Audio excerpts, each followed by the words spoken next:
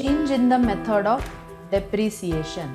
Now this depreciation is based on the estimation. That is, we allocate the cost of asset over its useful life based on its estimated useful life, then anticipated production or anticipated machine hours, and estimated scrap value at the end of the tenure of the asset. So this depreciation is based on the estimation. So the approximate value of the asset that is utilized for the particular period is charged against the income. Now the policy or the method which is followed for calculating depreciation, we have to review it every year and say if there are significant changes in the expected pattern of the consumption. For example, say the depreciation for the asset is charged at 1 lakh rupee per annum as per straight line method. But when we see the actual use of that particular asset is more, that is the asset is depreciated more, if we feel that the asset is depreciated more, and let's assume that during the year the value that is estimated for the depreciation of the asset is actually 2 lakh. So the actual depreciation that is charged as per policy is 1 lakh, but experts have calculated that during the current year the asset is depreciated at 2 lakh. So we need to find out how they have calculated this amount. See, they are assuming that the asset is depreciating at 20% of return down value. So now we need to change our policy of the depreciation from the straight line to reducing balance method. So now if that is the case, the method should be changed, and this change in the depreciation method should be treated as the change in the estimate as per your accounting standards, and it needs to be quantified and disclosed separately in the notes to accounts wherein we prepare our financial statements. So this change in the policy or the method of the depreciation needs to be disclosed separately, and it should also include the reasons for the change in the policy. Then we need to quantify what is the amount of the depreciation, and that needs to be disclosed separately in the notes to accounts in our financial statements. Now let us see one example of change in method of depreciation. A firm purchased an asset for rupees 3 lakh on 1st April 2014. Installation charges rupees 60,000. One more asset was purchased on 1st Jan 2015 for 5 lakh. Depreciation was charged at 20% on reducing balance method per year. Year ended on 31st March. However, for year ended March 2017, it was decided to change the method of depreciation to straight line method.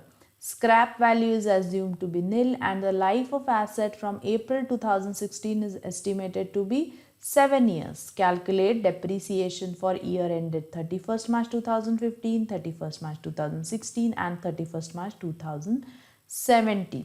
So, initially, the depreciation was charged at 20% on reducing balance method, but then later on it was decided in March 2017 that for this year end, that is 31st March 2017, the depreciation will be charged on straight line method. Now let's calculate depreciation for 3 years. So asset 1, asset 2, working note. So cost. Asset 1 was purchased on 1st April 2014 and asset 2 is purchased on 1st Jan 2015. So cost of the asset 1 is 3 lakh plus 60,000 for installation. So 3 lakh 60,000. Then asset 2 is 5 lakhs. Less depreciation for 14-15. So year end is on 31st March 2015. So depreciation for 14-15. Asset 1 is how much? 3,60,000. This 3,60,000, what is the rate of depreciation? 20% reducing balance method. So 20 divided by 100. And this asset 1 was purchased on 1st April 2014. So it was used for the entire year. So the amount of depreciation is 72,000. For asset 2, it is 5 lakh into 20%, and this asset was purchased on 1st Jan 2015. So in year 14-15, the asset was used for Jan, Feb, March, that is 3 months. 3 divided by 12 proportionate. So that comes to 25,000. Now let's reduce this. So 3,60,000 minus 72,000, so it gives 2,88,000 and 4,75,000. This is WDV as on 31st March 2015. Next,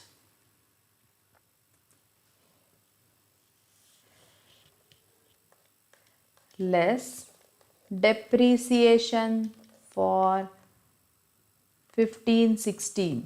Now for 15-16 also reducing balance method of depreciation was followed. There was no change in the method of depreciation for 15-16. So the depreciation will be 20% of 2,88,000. So that is 57,600, and 20% of 4,75,000, that comes to 95,000.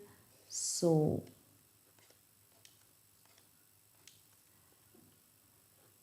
2,30,400 and 3,80,000 is the WDV as on 31st March 2016. Now on 31st March 2016, it was decided that the depreciation will be changed for 31st March 2017. So after 31st March 2016, it was decided that the depreciation for the year 16-17 will be changed. The policy of the depreciation will be changed. So now let's calculate what is depreciation for year 16-17.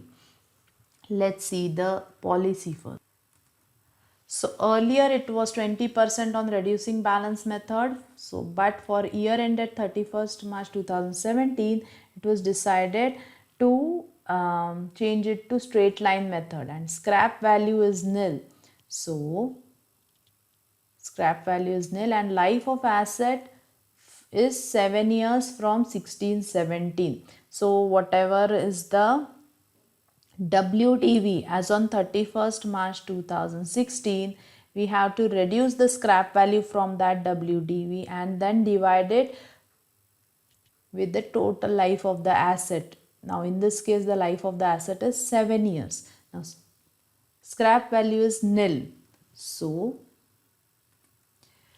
2,30,400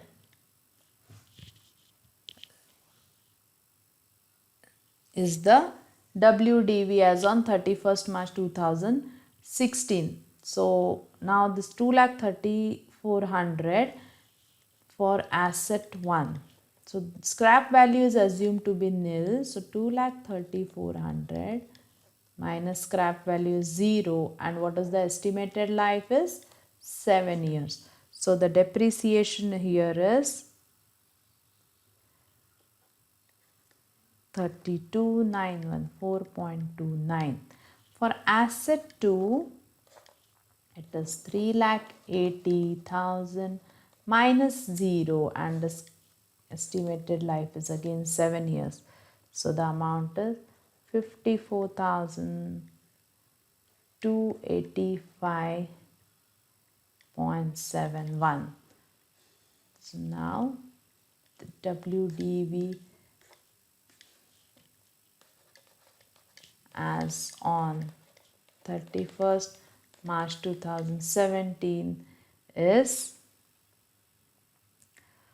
1,97,485.71, and here 3,25,714.39. So this is the new WDV after changing your method of depreciation from reducing balance method to straight line method. Now had it been the reducing balance method, then the depreciation for 1617 would be 2,34,000 into 20% and 3,80,000 into 20%. So the total depreciation would have been 1,22,080. But since the policy of the depreciation is changed, now the amount of depreciation is 32,914.29 plus 54,285.71, that comes to 87,200. So whenever there is a change in the policy of the depreciation, this needs to be disclosed separately in the notes to accounts with all the calculations and estimations that are made for change in the policy or the method of the depreciation. So this was about change in the method of depreciation.